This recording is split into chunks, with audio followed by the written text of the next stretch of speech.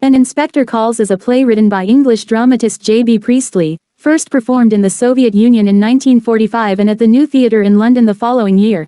It is one of Priestley's best-known works for the stage and is considered to be one of the classics of mid-20th century English theatre.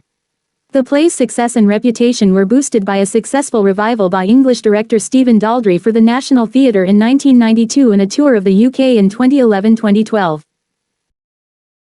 John Boynton Priestley Priestley, the 13th of September 1894 the 14th of August 1984, was an English novelist, playwright, screenwriter, broadcaster and social commentator.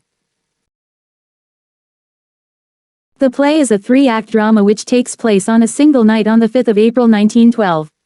The play focuses on the prosperous upper-middle-class Burling family, who live in a comfortable home in the fictional town of Brumley, an industrial city in the North Midlands. The family is visited by a Menkeling himself, Inspector Ghoul, who questions the family about the suicide of a young working-class woman in her mid-20s. Long considered part of the repertory of classic drawing-room theatre, the play has also been hailed as a scathing criticism of the hypocrisies of Victorian and Edwardian English society and as an expression of Priestley's socialist political principles. Summary.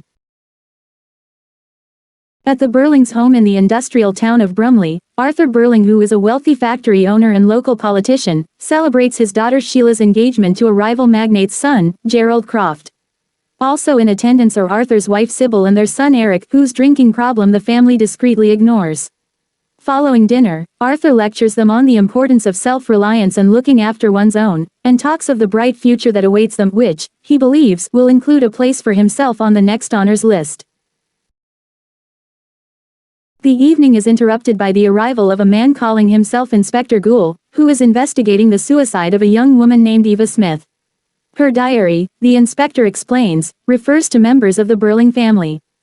Ghoul produces a photograph of Eva and shows it to Arthur, who acknowledges that she worked in one of his mills.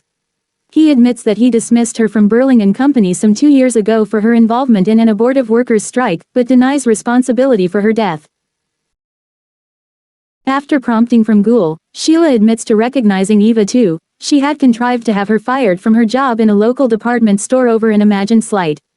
Her real motivation, Sheila ashamedly confesses, was the jealousy that she felt towards the younger, prettier woman. At the mention of Eva's alias, Daisy Renton, Gerald is noticeably startled, and admits to having met a woman beneath that name in Palace Bar, a notorious haunt of local prostitutes. Seeing that Daisy was penniless and hungry, he gave her money and arranged for her to move temporarily into a vacant flat belonging to one of Gerald's friends. Ghoul forces Gerald to reveal that Eva later became his mistress. To Eva, he was the most important person in her life, but they parted after a few months. Arthur and Sybil are horrified, and Sheila returns her engagement ring to Gerald, while sincerely appreciating his honesty. Gerald leaves for a walk. Ghoul turns to Sybil next, whom he identifies as the head of a women's charity, where the pregnant and destitute Eva later turned to for help. Sybil, however, convinced the committee to deny her application for financial aid. Despite vigorous cross-examination from Ghoul, she denies any wrongdoing. Ghoul then plays his final card, making Sybil lay the blame at the feet of the drunken young man who got Eva pregnant. Eric then enters, and after brief questioning from Ghoul, breaks down and admits responsibility for the pregnancy, having forced himself on Eva after a drinking spree at the Palace Bar. He took funds from his father's business in order to support her and the child, but she refused the stolen money. Eric is stricken with remorse for his actions.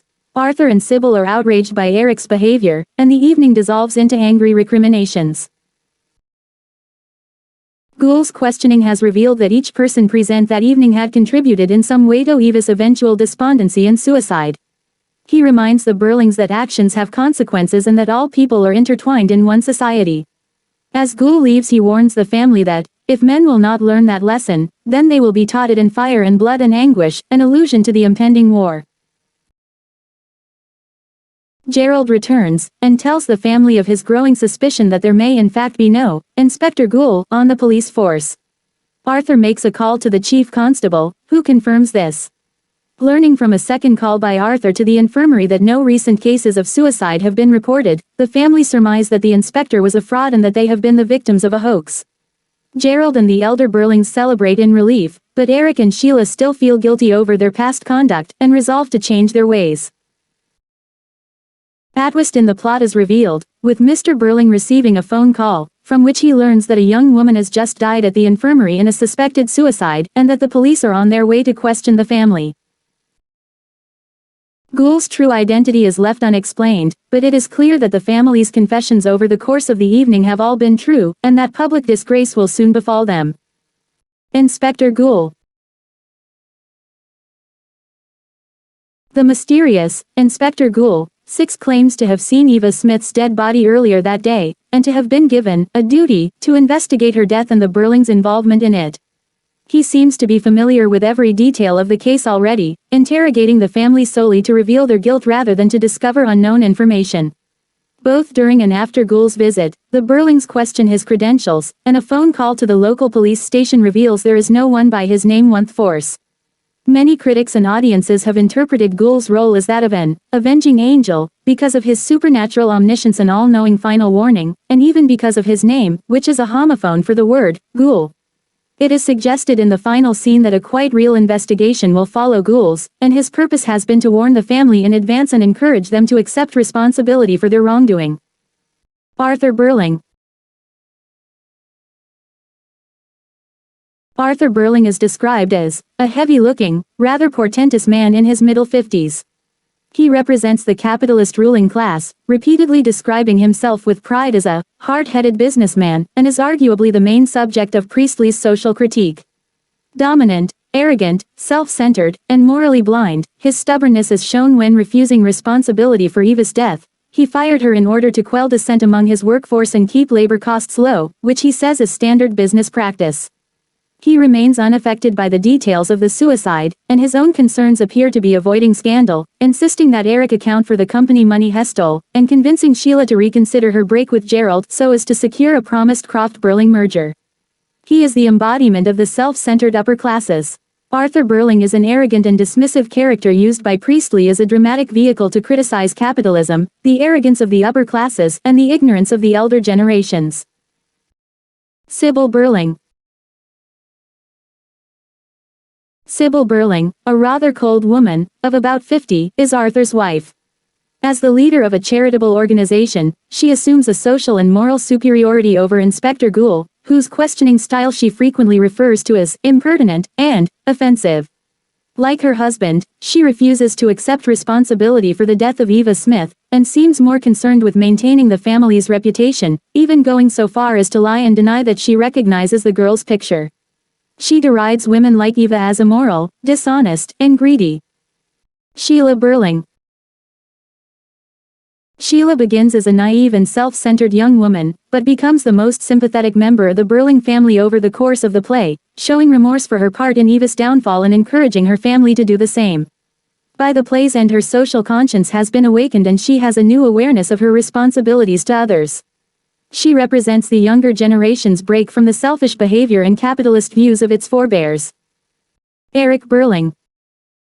Eric is presented as a Jack the Lad character with a drinking habit, which led to him raping Eva and getting her pregnant. He is distanced from the rest of the family and feels he cannot talk to them about his problems. With his sister, he repents of, and accepts responsibility for, the way he treated Eva. Gerald Croft.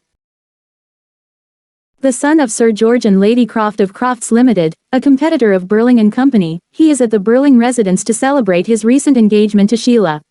Gerald's revealed affair with Eva puts an end to the relationship, though Sheila commends him for his truthfulness and for his initial compassion towards the girl.